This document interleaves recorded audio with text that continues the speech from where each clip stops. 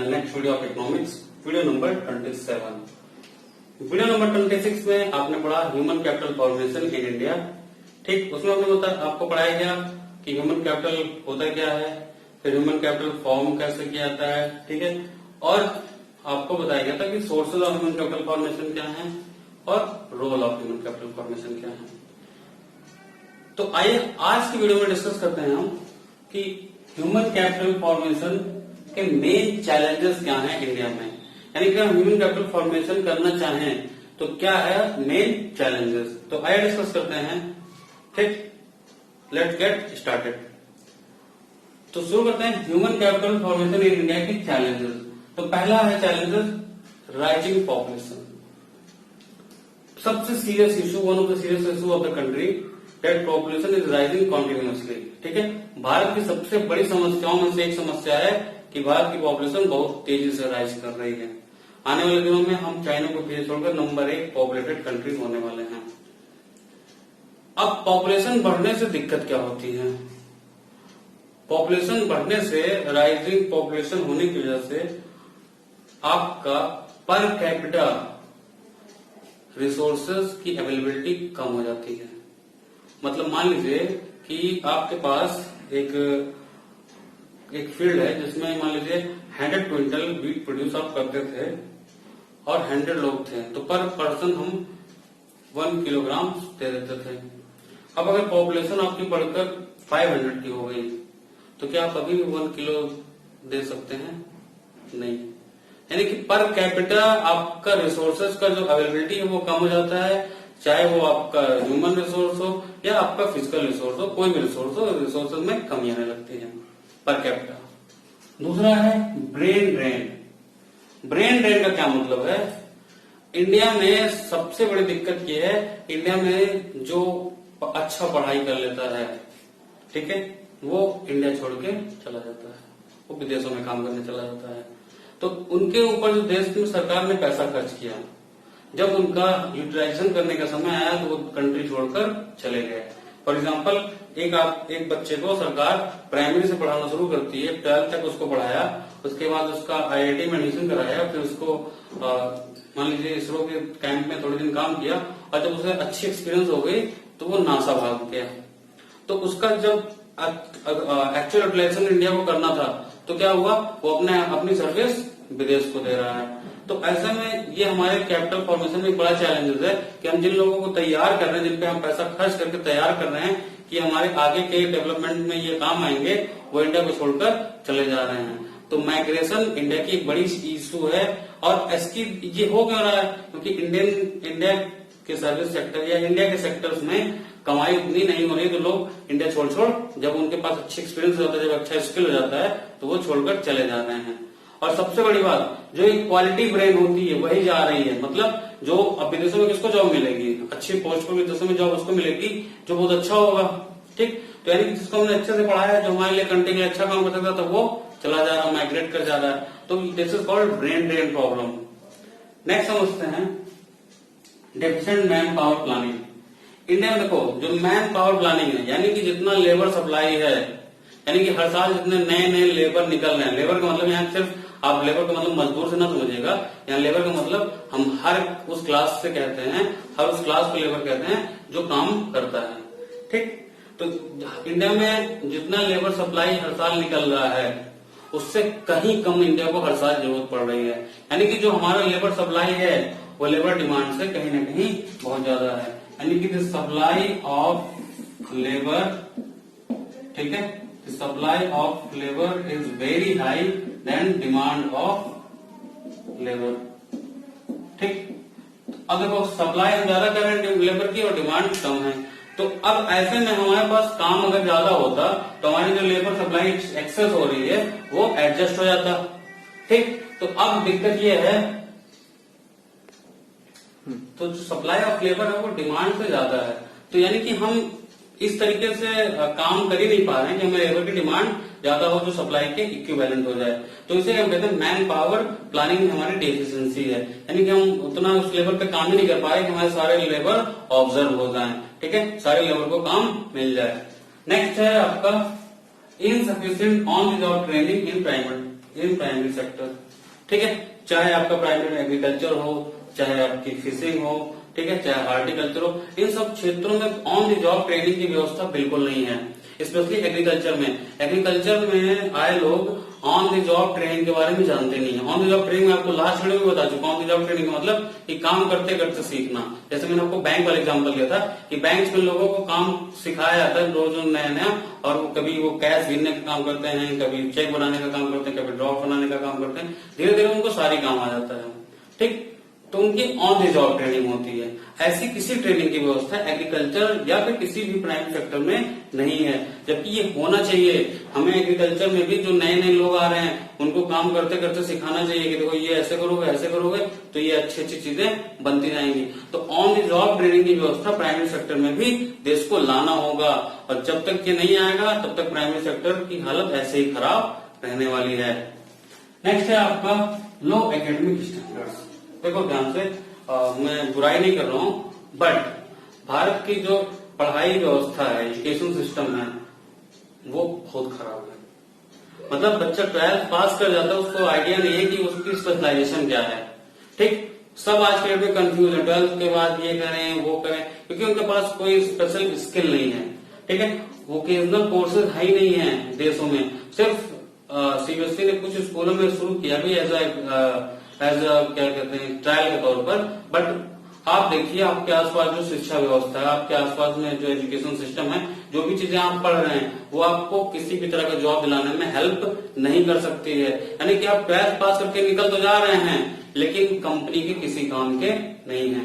आप ग्रेजुएशन भी करके निकल जा रहे हैं तो कंपनी के किसी काम के नहीं है। तो जो हमारा एकेडमिक स्टैंडर्ड है वो बहुत लो है, और हमारी मतलब मान के चलिए कंपनी को नीड है इसकी, ठीक, और हम एजुकेशन में दे रहे हैं सिर्फ इतना। यानी कि ये जो गैप हम दे रहे हैं एजुकेशन से और जॉब में, ये गैप कैसे फुलफिल हो। यानी कि हमारे जो पढ़ाई लिखे बंदे होते हैं वो कंपनी में काम करने लायक नहीं निकल रहे हैं। ये हमारी शिक्षा व्यवस्था का सबसे बड़ा ड्रॉबैक है। और ये 1835 के एजुकेशन सिस्टम लॉर्ड मैकाले के द्वारा इंग्लिश एजुकेशन एक्ट के द्वारा जो शिक्षा व्यवस्था लाई गई है उसमें ये दिक्कत है। लास्ट 34 ईयर्स में कोई करेक्शन नहीं हुआ था। इस ईयर गवर्नमेंट ने थोड़ा करेक्शन किया है एजुकेशन पॉलिसी में। आई होप आने वाले 10-20 सालों में कुछ इसका पॉजिटिव इम्पैक्ट देखने को मिल सकता है, ठीक। तो ये कुछ पॉइंट्स हैं जिनकी वजह से हम समझ सकते हैं कि इंडिया में ह्यूमन कैपिटल फॉर्मेशन में ये चैलेंजेस हैं, ठीक। अब हम डिस्कस करते हैं education as an essential element of human resource development. देखो एजुकेशन क्या करता है, एजुकेशन हमें लर्निंग, टीचिंग, ट्रेनिंग और डेवलपमेंट सारे फीचर प्रोवाइड करता है, ठीक। तो सबसे एक आदमी को एक्सपर्टाइज करने के लिए इन चारों चीजों की जरूरत है। लर्निंग भी होनी चाहिए, उसकी टीचिंग भी होनी चाहिए, उसका डेवलपमेंट भी होना चाहिए, उसका एक्सपीरियंस भी बढ़ना चाहिए, ये सारी चीजें होनी चाहिए, ट्रेनिंग होनी चाहिए। तो ये कौन प्रोवाइड करेगा, एजुकेशन। यानी कि एजुकेशन सबसे इसेंशियल है ह्यूमन कैपिटल फॉर्म करने के लिए, एजुकेशन सबसे इसेंशियल है, ठीक। लेकिन भारत में इसकी व्यवस्था बहुत अच्छी नहीं है। पढ़े लिखे डेवलप्ड कंट्री की हम बात करें तो जहां पर 95% लोग लिटरेट हैं, इंडिया में आज के डेट में भी लिटरेसी सिर्फ 74.04% ही है। यानी कि हर 100% में सिर्फ 74 ही ऐसा है जो लिटरेट है। लिटरेट का मतलब यहाँ आप डिग्री होल्डर से नहीं, लिटरेट का मतलब ये होता है जो पढ़ लिख दोनों सके, उसे हम लिटरेट कहते हैं, ठीक है। तो इंडिया में इसकी हालत बहुत अच्छी नहीं है, ठीक। अब आते हैं इम्पोर्टेंस ऑफ एजुकेशन। तो भैया आपसे 11th में हम अगर पूछें कि इम्पोर्टेंस ऑफ एजुकेशन क्या है तो आप एक पूरा पेज भर सकते हैं। बट आइए हम कुछ इम्पोर्टेंट पॉइंट को लिस्ट किए हैं जो एजुकेशन के इम्पोर्टेंट हैं, ठीक है। तो पहला है एजुकेशन प्रोड्यूसेस रिस्पॉन्सिबल सिटीजन। देखो एक पढ़ा लिखा आदमी और एक अनपढ़ आदमी, इन दोनों में आप देखोगे जो पढ़ा लिखा आदमी है वो एक रिस्पॉन्सिबल सिटीजन की तरह काम करता है। क्यों? क्योंकि उसकी शिक्षा में ये जो उसको सिखाई जाती है कि आप कंट्री के लिए लायबल पर्सन बनिए, आपकी अकाउंटेबिलिटी कंट्री के बेनिफिट के लिए है, कंट्री की इंटीग्रिटी, यूनिटी और सेफ्टी के लिए है, ठीक है। तो कहीं ना कहीं पढ़ा लिखा आदमी एक ज्यादा अकाउंटेबल हो जाता है, एक ज्यादा रिस्पॉन्सिबल सिटीजन बनता है in comparison to the illiterate आदमी, ठीक है। नेक्स्ट है it develop science and technology. अब देखो किसी भी देश की अगर तरक्की करानी है तो उसकी साइंस और टेक्नोलॉजी को तरक्की करानी है, और साइंस टेक्नोलॉजी को अगर तरक्की करनी है तो एजुकेशन अच्छा होना चाहिए। ठीक है, तो अगर आपके देश को साइंस और टेक्नोलॉजी को अच्छी करनी है तो एजुकेशन को अच्छा करना होगा। तो ये एक और इम्पोर्टेंस हो गया आपके एजुकेशन का। Use of natural and human resource, देखो ध्यान से, एजुकेशन ही वो फील्ड है, ठीक है, जो आपका ह्यूमन रिसोर्स और फिजिकल रिसोर्स दोनों को यूटिलाइज करने लायक बनाता है। फॉर एग्जाम्पल, अगर आपके देश में लाख मेडिसिनल प्लांट हो, लेकिन जब तक एक साइंटिस्ट नहीं होगा उन मेडिसिनल प्लांट से मेडिसिन नहीं बना पाएगा। ठीक, तो इस तरीके से आप देखा फिजिकल रिसोर्स और ह्यूमन रिसोर्स।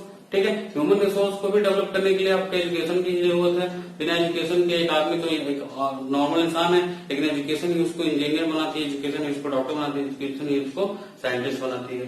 तो ह्यूमन कैपिटल को या फिर फिजिकल कैपिटल को यूटिलाइज करने के लिए हमें एजुकेशन चाहिए। अब आते हैं मेंटल हॉरिजन ऑफ पीपल। देखो, एजुकेशन के बाद लोगों का मेंटल हॉरिजन चेंज हो जाता है, यानी कि सोचने का, समझने का, किसी भी सिचुएशन से डील करने का जो उसका तरीका है वो बिल्कुल बदल जाता है। वो एक इनमैच्योर आदमी की तुलना में एक मैच्योर आदमी की तरह बातें करना शुरू करता है। नेक्स्ट है economic development through higher and social rate of economic development through higher rate of participation. अच्छा देखो, अगर एजुकेशन ज्यादा है तो हमारी डेवलपमेंट ज्यादा होगा, सिंपल सी बात है, क्योंकि एजुकेशन से पढ़े लिखे लोग ज्यादा होंगे, पढ़े लिखे ज्यादा होंगे, हमारी रिसोर्सेज का एफिशिएंट यूटिलाइजेशन होगा। ये तो हो गया इकोनॉमिक डेवलपमेंट। लेकिन हायर रेट ऑफ पार्टिसिपेशन जो होगा, यानी कि अगर सब पढ़े हो तो हमारे जो डेवलपमेंट होगा उसमें सबसे ज्यादा लोगों का पार्टिसिपेशन होगा। यानी कि एजुकेशन ही वो व्यवस्था है जिससे हम डेवलपमेंट के साथ सोशल ग्रोथ भी कर सकते हैं। नेक्स्ट है it promotes cultural standards of the citizens. ठीक, डिफरेंट रीजन्स में डिफरेंट कल्चर होता है। ठीक है, तो इन कल्चर्स को सेव करने के लिए भी एजुकेशन की हमें जरूरत पड़ेगी। ठीक है, और इंडिया तो आपको पता है इतना डाइवर्स है, हर रीजन में अलग अलग कल्चर है। तो इस कल्चर को अगर बचाए रखना है तो हमें एजुकेशन को आगे बढ़ाते रहना होगा। ठीक है, अब आते हैं इट डेवलप्स ह्यूमन पर्सनालिटी। ठीक है, एक अनपढ़ आदमी से एक पढ़ा लिखा आदमी बनाने तक का सफर ही ह्यूमन डेवलपमेंट है। ठीक है, अगर एक ह्यूमन को आप डेवलप करते हैं तो उसके साथ उसकी कई सारी पर्सनालिटी डेवलप होती है, जो कि हम कह सकते हैं जैसे उसका रिस्पॉन्सिबल होना, ठीक, उसका एक ऑनेस्ट होना, ये सारी जो चीजें हैं वो एजुकेशन का पार्ट है। यानी कि हम आदमी को पूरा सिर्फ एजुकेट नहीं करते हैं, हम उसको पूरा होल सोल डेवलप करते हैं एजुकेशन के द्वारा। नेक्स्ट है तो ये कुछ पॉइंट है जिसको हमने समझा। ठीक है, कि हमें एजुकेशन की जरूरत या उसके ऑब्जेक्टिव्स क्या है। अब हम जो डिस्कस करने जा रहे हैं वो है need for government intervention in education and health.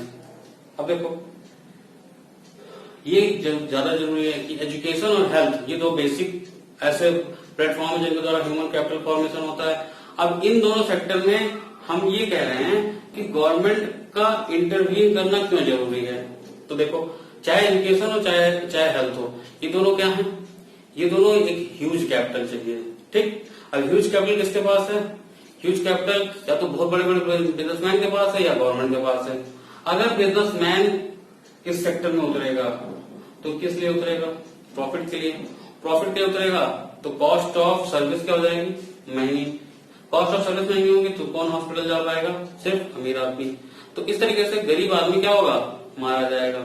तो इसलिए गवर्नमेंट का इंटरवीन करना, गवर्नमेंट का इंटरफेयर करना बहुत जरूरी है, तभी ये एक अफोर्डेबल रेट में एजुकेशन और हेल्थ कंट्री में मिल पाएगा। तो इंडिया एक डेवलपिंग इकोनॉमी है जिसमें लगभग 22% पॉपुलेशन बिलो पॉवर्टी लाइन में है। ठीक है, तो ऐसे देश में गवर्नमेंट का हेल्थ और एजुकेशन सेक्टर में इंटरवीन करना बहुत जरूरी है। अगर वो इंटरवीन नहीं करेगा तो आपका हेल्थ और एजुकेशन इतना महंगा हो जाएगा कि एक गरीब आदमी की पहुंच से दूर हो जाएगा। ठीक है, तो ये था आज के वीडियो के कंटेंट। ठीक, अब अगले वीडियो में कोशिश ये कि चैप्टर खत्म कर देंगे। ठीक है, तो इस वीडियो को हमेशा की तरह आपकी फिर वही आपसे एक रिक्वेस्ट है कि वीडियो को लाइक करें। ठीक है, चैनल को सब्सक्राइब करिए और वीडियो को अपने दोस्तों में भी शेयर करिए ताकि उनका नंबर अच्छा है, ये नहीं कि सिर्फ आप ही का नंबर अच्छा है। ठीक है, तो वीडियो को यहीं बाइंड अप कर रहा हूँ। मेरे साथ बोलिए जय हिंद।